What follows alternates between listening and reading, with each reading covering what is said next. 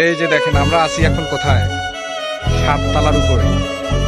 আমরা এখান থেকে যদি কোনোভাবে নিচে পড়ি, বাইরে কাজ করে যে বাইরে থেকে যদি কাজ করার সময় নিচে পড়ি, আমাদের কি অবস্থা হবে। এই দেখুন পাশে আছে 10 তলা সিল টাওয়ার, আর আরো অন্যান্য বিল্ডিং আছে। ওগুলো সবগুলো 100 ফ্লোরের বিল্ডিং।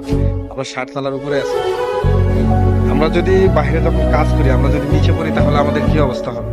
অনেকে মরুভূমি থেকে ভিডিও বানায়, ওনাদের অনেক কষ্ট হয়।